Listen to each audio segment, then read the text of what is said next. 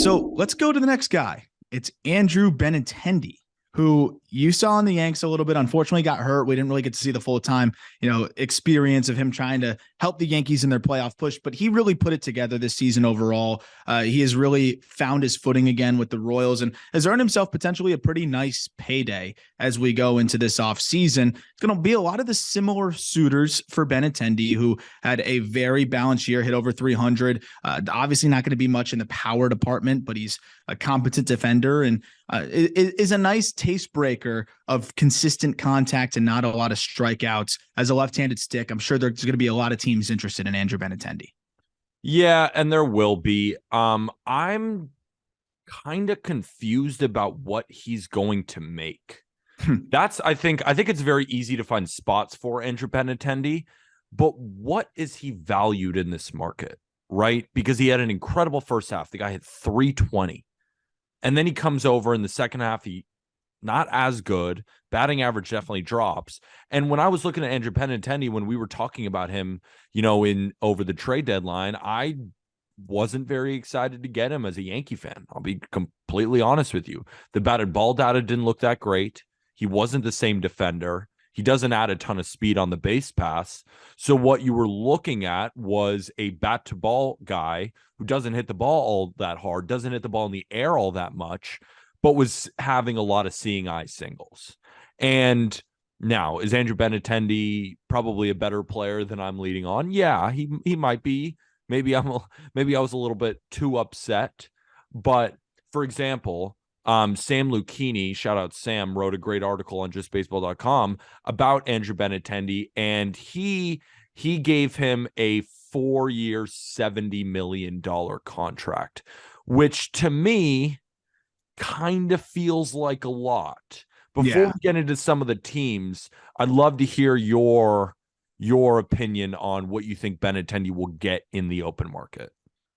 If I were Andrew Benintendi's agent, I would be pointing straight to Avi Garcia's contract and saying, why on God's green earth is my client not getting this?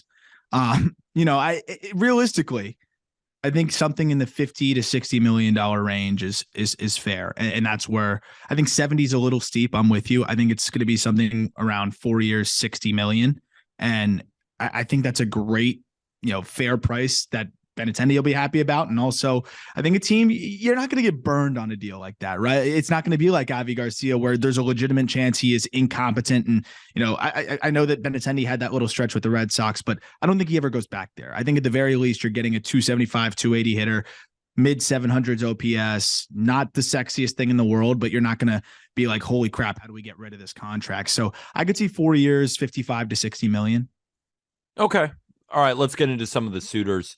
I think really the number one suitor is the New York Yankees, because you have Harrison Bader in center field. We're going to talk about Aaron Judge, so I'm not going to say anything, but let's just assume that he's back. If he's not back, I think Andrew Benintendi is definitely going back to the Yankees, but let's just assume that Aaron Judge is back when we talk about Andrew Benintendi. Aaron Hicks has just not proved that he's an everyday guy. I think they want to use Oswaldo Cabrera more as like a utility guy, give some guys some day off, and then you could really put Stanton as your DH moving forward. But you could also put him in left a little bit. You can move Benintendi maybe to a corner. I don't know. But I'm thinking more Benintendi is the left fielder, at least at this point. Estevan Florial has not really proven that he's an everyday guy. I think that he will be in plenty of trade talks for the Yankees. So they technically do have a hole in left field.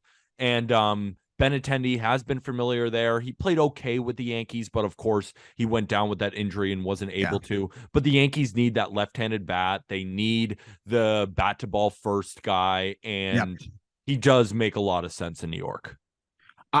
When I talked about it in the intro here, talk about the taste breaker, right? Somebody that in a lineup full of mashers, swing and miss guys, he's a perfect fit to balance things out.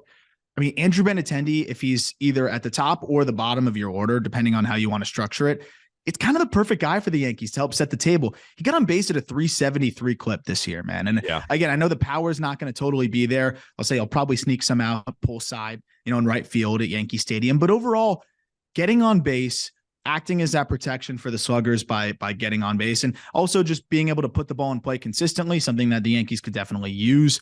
I think he's an excellent fit there. They have that familiarity with him, having just been part of the organization down the stretch. I think that's a guy that they traded for the purpose of getting an idea of who he is, how he fits before free agency, knowing that they were going to be interested in him regardless, and the trade package wasn't much to give up. I think the Yankees are the best fit for him. I'll mention one other team, though, in the AL East as well, as the Rays. Again, because the Rays, I don't know if they go 4 years, 50 something million, although they did do a pricey deal for Kevin Kiermaier. Didn't age incredibly well, but when they like an outfielder, they'll go do it. And the Rays struck out a lot.